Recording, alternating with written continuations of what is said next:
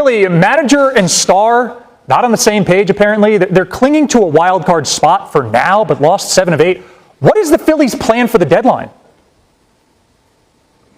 The Phillies' plan can take a number of different routes, Phil. They could go and try and go all in for a star caliber player, and they've had conversations with the Los Angeles Angels about Zach Neto, who, you say Trey Turner's at shortstop already. Trey Turner might not be at shortstop long term, and having a guy of Zach Neto's caliber, not just with his glove, but especially with the bat and with the power, would really help that lineup. And they might be forced to make a choice, and that other route is to go and get an outfielder, a starting pitcher, a relief pitcher, and maybe another bat on top of that. But if they do try and pull the double, get both, it is going to absolutely gut their farm system. We've seen Dave Dombrowski do that at past locations and in past jobs, and frankly to great effect. But the Phillies have tried to be more about sustainability in recent years and extending this window, and that's what they're hoping to do here. They know they have elite starting pitching, and they want to build around that and see if they can make a playoff run like they did a few years ago before they started losing earlier in the playoffs and making Kevin Negandhi's life very sad. And Jeff, you said we'd know by end of month whether Tarik Skubal will remain a Tiger. That was Skubal's last start before the deadline, so should he start packing boxes?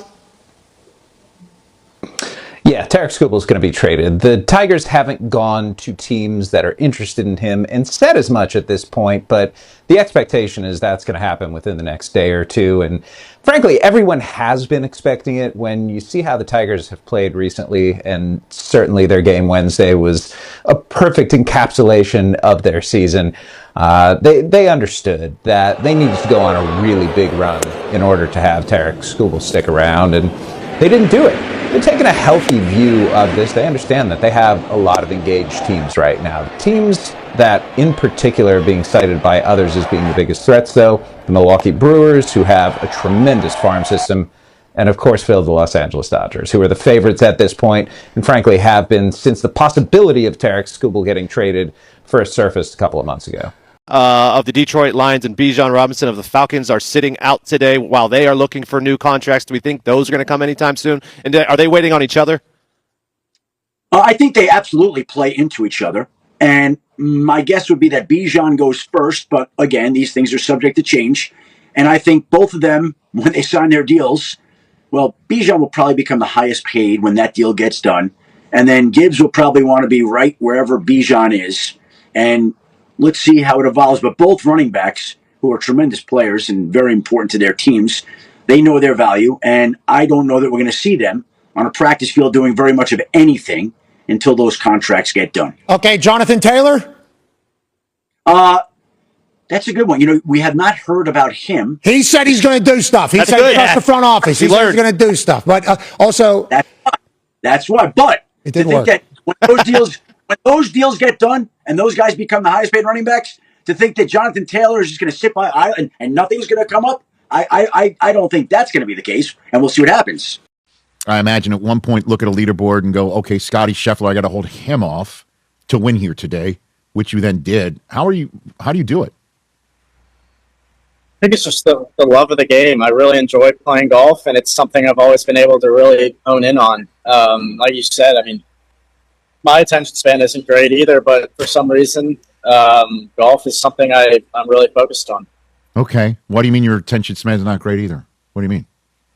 Just like sometimes when I'm doing other stuff, it's really easy to just kind of lose track and mentally zone out. But like I said, like I just love golf, so it's just easy for me to lock in on it for 4 hours. What do you love about it, Jackson? I love you're almost playing against yourself. You kind of control your own destiny. I love team sports too growing up, but golf was always something where it's like I have full control over everything, and I'm playing against a golf course.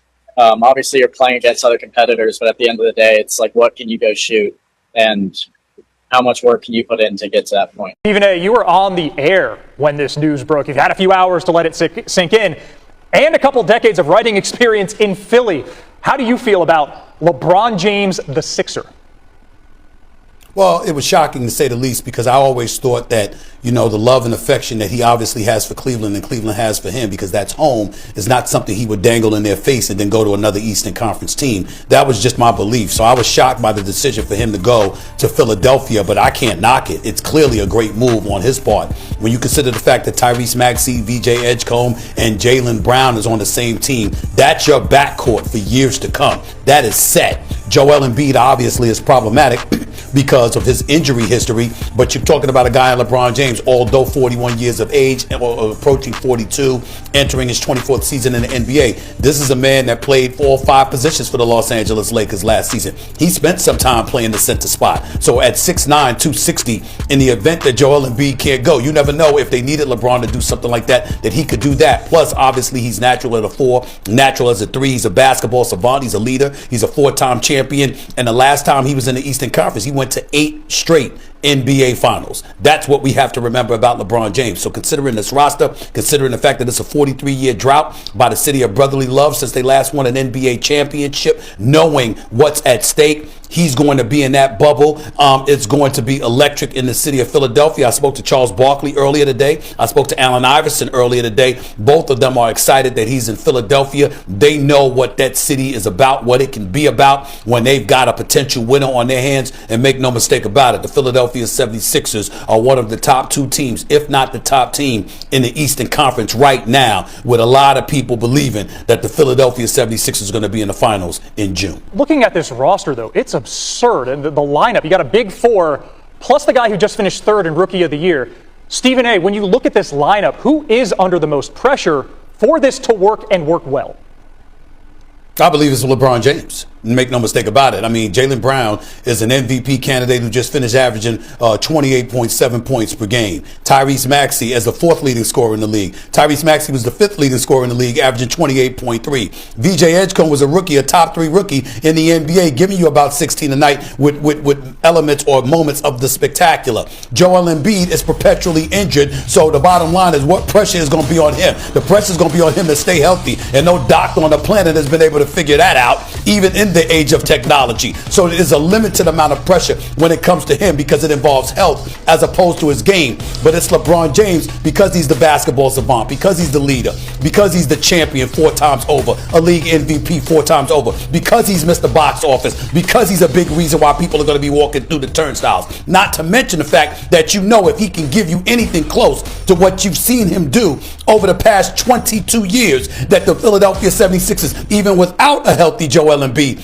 could still find themselves in the NBA Finals. That's how lethal of a roster they are. Of course, my New York Knicks will have something to say about that as the reigning, defending NBA champions with a level of cohesion and cohesiveness that the Philadelphia 76ers don't have right now. We got to look at a Maxey who just learned to be the number 1 option. We got to look at a Jaylen Brown who departed from Boston because he wanted to be a number 1 option, and he's a number 2. And now you got to look at LeBron James, who spent the last year lamenting the fact that he was a number 3 option for the first time in his illustrious career. So there's only one basketball. You got to figure a way to figure it out. But nobody's looking at Jaylen Brown or Tyrese Maxey or even Nick Nurse to some degree to figure it out. They're looking at LeBron James because he's got the resume, the credentials, the cachet, all right, and the resume to pull it off. It's an expectation when it comes to him. It's a hope for everybody else. That's why the pressure lies with him. Pleasure to have Hall of Famer Michael Wilbon join us. LeBron's presence, Wilbon, has equated to a title at every stop for him. But how long of a process, pardon the pun, is this going to be for LeBron to gel with this new set of teammates and reach that championship potential? I've been listening to my friends and colleagues, dear friends and colleagues, and you would think it's just add water, get a championship. I mean, this is fascinating news. It's wonderful news. I can't wait to see it all play out. But this does not happen overnight, and it's unlikely to happen in year 1. Let's go back for a second to when LeBron James was at his absolute athletic height, 2010-2011 season. He's playing with Dwayne Wade. Nobody on this roster is Dwayne Wade.